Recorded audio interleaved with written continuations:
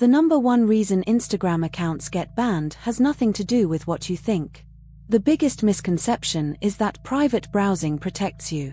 It doesn't. Instagram reads over 50 unique data points from your browser that stay the same regardless of private mode. What you need is an antidetect browser that creates completely separate browser environments. Each profile has its own unique fingerprint that looks like a completely different device. Set up separate bookmark folders within each profile for that account's resources.